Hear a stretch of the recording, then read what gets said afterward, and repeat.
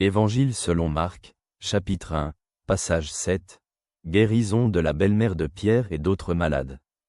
Aussitôt sortis de la synagogue, ils vinrent avec Jacques et Jean dans la maison de Simon et André. Or, la belle-mère de Simon était alitée avec de la fièvre. Aussitôt ils lui parlèrent d'elle. Il s'approcha d'elle et la releva, en lui prenant la main. La fièvre la quitta, et elle les servait. À la tombée du soir, après le coucher du soleil, on lui apporta tous les malades et les possédés, et toute la ville était rassemblée à la porte.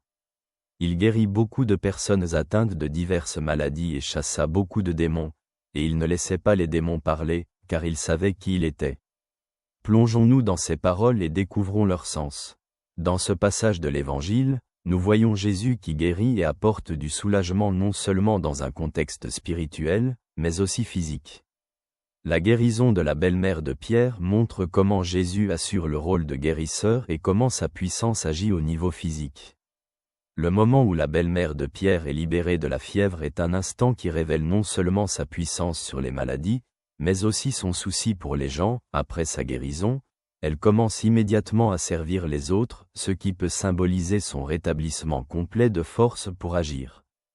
Quand, le soir venu, on commence à amener à Jésus les malades et les possédés, nous voyons sa pleine disponibilité à porter assistance à tous ceux qui ont besoin de lui.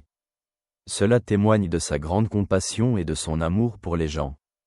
Jésus non seulement guérit, mais chasse aussi les mauvais esprits, ce qui montre que sa puissance a une dimension spirituelle. Il apporte la liberté non seulement au corps, mais aussi à l'esprit. Réfléchissons à la manière dont nous pouvons vivre cette même puissance dans notre vie. Jésus est prêt à venir à chacun de nous pour nous guérir de tous nos soucis et problèmes, non seulement physiques, mais aussi spirituels. Sa puissance ne connaît pas de limites, et sa volonté d'aider est illimitée. C'est un appel à faire confiance à Jésus et à venir à lui avec un cœur plein, prêt à être guéri et libéré de tout fardeau. Réfléchissons à notre foi en cette puissance et à notre recherche de celle-ci dans les moments de difficulté.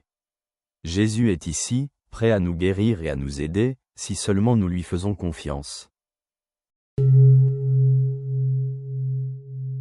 Merci pour aujourd'hui, je te salue chaleureusement.